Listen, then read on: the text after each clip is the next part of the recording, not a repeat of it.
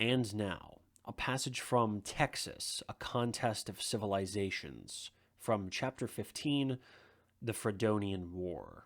Hard upon the opening of the general impresario movement began the trouble with the immigrants which it was sure to bring. This broke out at the spot where conditions were most mature for it, i.e., on the eastern frontier, at the Nacogdoches settlement. The disturbance amounted to little in itself. Its main significance lies in the fact that it was a danger signal. The Mexican authorities may well have congratulated themselves that it came to nothing worse.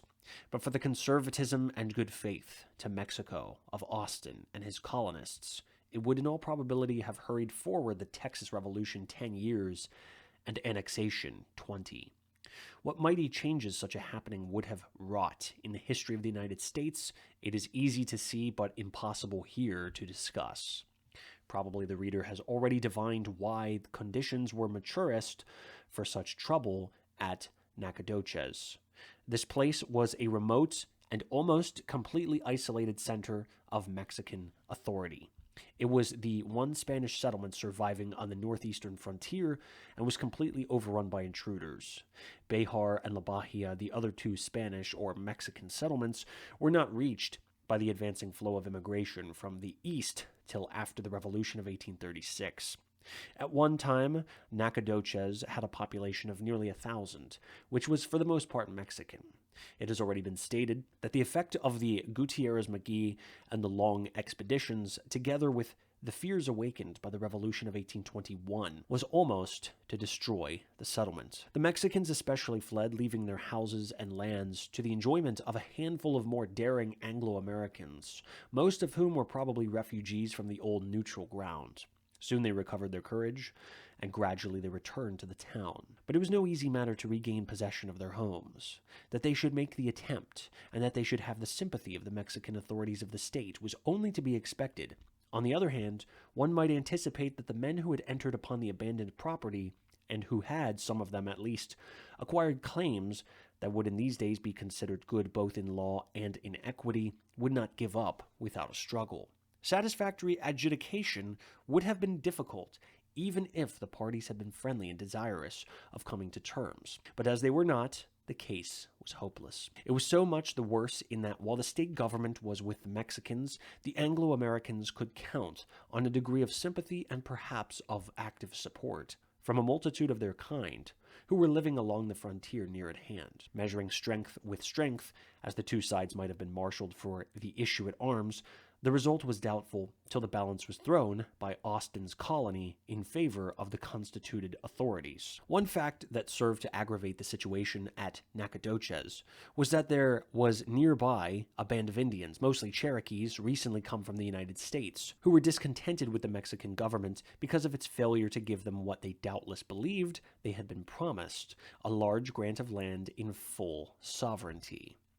Such was the condition of things on the eastern frontier when Hayden Edwards obtained in April 1825 a concession for the colonizing of an extensive territory in that quarter, including Nacogdoches. It should be kept in mind that this grant was obtained from the state of Coahuila and Texas, and not, like Austin's, from the national government in Mexico. Nor were the powers given Edwards as extensive as those conferred on Austin. He was to respect the titles of original owners, meaning, of course, the Mexican refugees to keep bad characters out of his colony, to use Spanish in official documents, and when the settlements were made, to establish schools for the study of the language, and to make suitable provision for the exercise of the Catholic religion. As to his powers, it was provided only that he should raise the militia according to law, and be its head till some other arrangement should be made. Outside of the conditions enumerated in the grant, he was to be governed by the Constitution and laws of the nation and the state. When he had introduced as many as 100 families, the government was to send a commissioner who should put them in possession of their lands.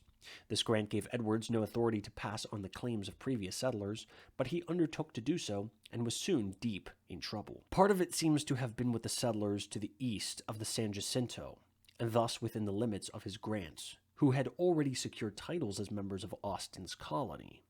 He also asked of his colonists a certain sum per acre, as Austin had done, The claimants, who had been dispossessed by Edwards, formed a party of opposition to him, led by James Gaines and his brother-in-law Samuel Norris, the alcalde of Nacogdoches, and the antagonism increased from day to day.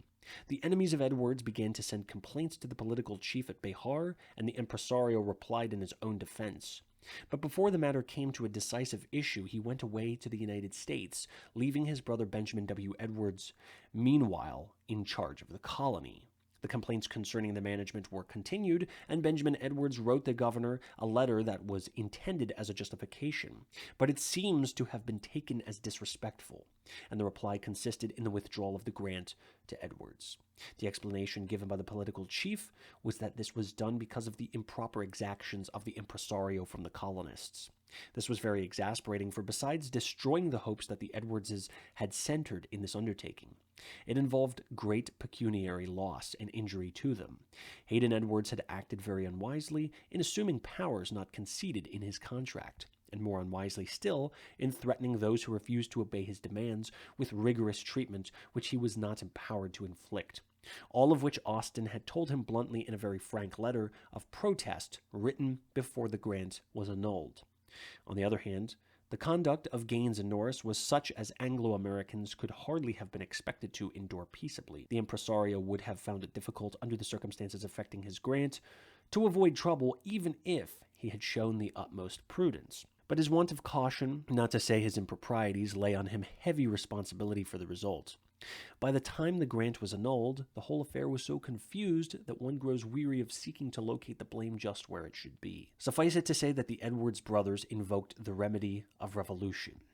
On December 16, 1826, Benjamin Edwards, at the head of 15 men, rode into Nacogdoches and proclaimed an independent republic, which they named Fredonia. They took possession of the old stone fort and organized a so-called government. The next step was to make an offensive treaty against Mexico with the Indians, with whom they agreed to share the territory of Texas. The Indians were to have all north of a line drawn west to the Rio Grande from Sandy Spring, not far from Nacogdoches, while the white revolutionists were to have all lying south of the line. Then the Fredonians sent letters to the various Anglo-American settlements and tried to incite their inhabitants to join the insurrection.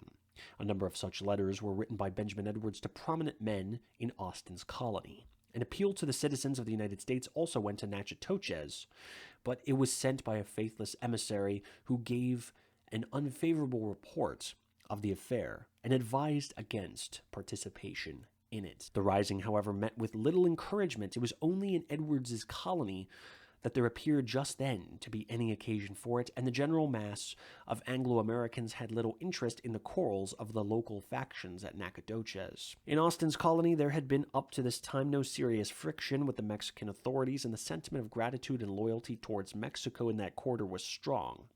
Had Austin been moved less by this feeling than he was, it would have been easy for him, looking at the matter from a business standpoint, to see that the Fredonian outbreak threatened ruin to the work of the impresarios. Farther than this, the Fredonians were in alliance with the Indians, whom he and his colonists had good reason to dread. His mind, therefore, was quickly made up.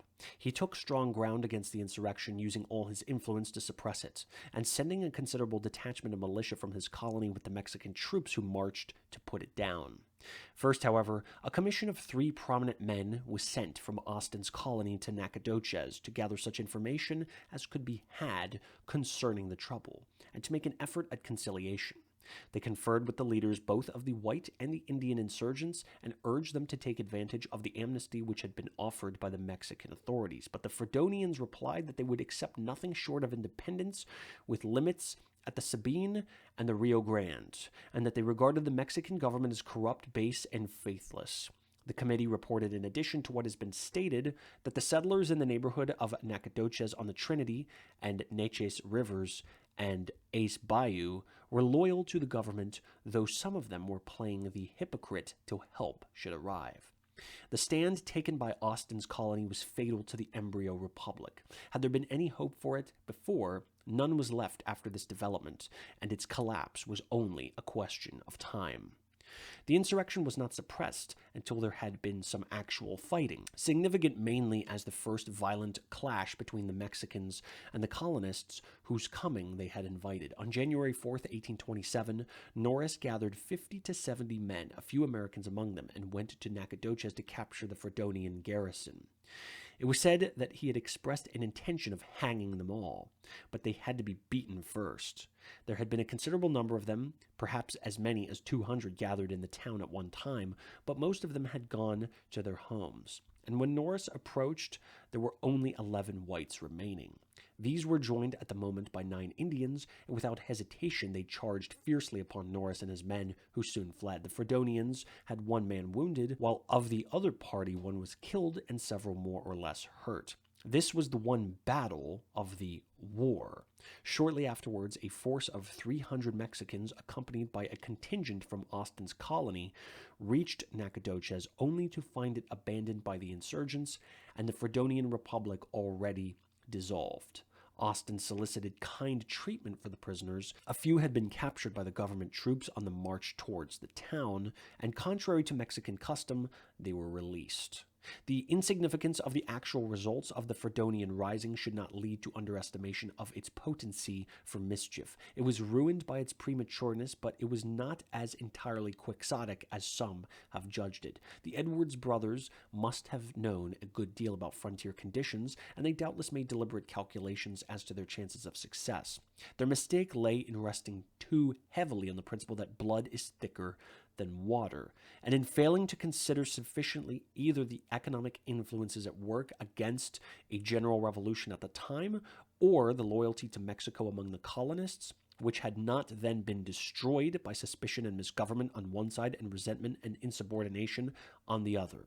If the Fredonian Republic could have obtained general support among the colonists, or could have stood upon its feet long enough to attract a crowd of adherents like that which filled the neutral ground or gathered around Lafitte on Galveston Island, it might never have been suppressed. Indeed, it probably never would have been. In such a case, there are 3 or 4 different turns that the history of Texas might have taken. Let him that is fond of such problems work out this one. If the Persians had won at Marathon, the Greek civilization might have been destroyed in the blossom, and if Charles Martel had been beaten at Tours, Europe might have become Mohammedan.